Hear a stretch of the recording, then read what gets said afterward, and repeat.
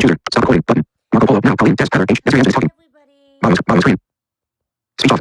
Welcome to Diving In Blindly. I'm Sarah, your blind host. If you're new here, please subscribe. It is Saturday. Insane. Like, time is going so fast. It's, like, ridiculous. Anyway, today we are reading Goldilocks and the Three Bears. And I didn't look to see who it's by, but it's Goldilocks and Three Bears.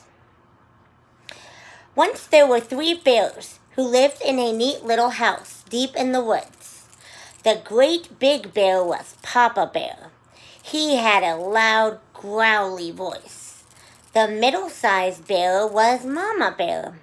She had a sweet, low voice. And the smallest bear was Baby Bear. He had a high, squeaky voice. Every morning, the bears had breakfast together. They each had their own bowl, which they filled to the top with hot porridge. There was a great big bowl for Papa Bear. There was a middle-sized bowl for Mama Bear, and there was a little bowl for Baby Bear. After breakfast, the bears rested in the living room. They each had their own chair to sit on. There was a great big chair for Papa Bear. There was a middle-sized chair for Mama Bear. And there was a little chair for Baby Bear. The bears sat in their chairs and talked about how nice and quiet their cozy little house was. In the evenings, the bears were sleepy. They went upstairs to their cozy bedroom. They each had their own bed to sleep in. There was a great big bed for Papa Bear. There was a middle-sized bed for Mama Bear. And there was a little bed for Baby Bear. Papa Bear snored, loud, growly snores. Mama Bear snored, sweet, low snores, and Baby Bear snored high, squeaky snores. One morning, the bears found that the porridge was too hot to eat, so they went for a walk in the woods to let their breakfast cool. That same morning, a little girl named Goldilocks went out early to pick flowers for her mother. She walked farther and farther into the woods until she came upon the neat little house. Hungry and tired, Goldilocks knocked on the door. "I wonder who lives here," she thought, but no one answered. Something smelled good. Goldilocks went inside and saw 3 bears steaming bowls on the table. She ate a spoonful from the great big bowl, but the porridge was too hot. She ate a spoonful from the middle-sized bowl, but the porridge was too cold. Then Goldilocks ate from the smallest bowl, and the porridge was just right. She ate spoonful after spoonful until the porridge was all gone. Goldilocks was tired from walking so far, and she wanted to rest. She looked around for a nice chair. In the living room, she saw 3 chairs. First, Goldilocks sat in the great big chair, but it was too hard. Next, Goldilocks sat in the middle-sized chair, but it was too soft. Then, Goldilocks sat in the smallest chair, and it was just right. But crash! The bottom broke, and whack! The back snapped. Goldilocks fell to the floor with a thump. The little chair was smashed. Now Goldilocks was really tired. She walked upstairs and peeked into the cozy bedroom.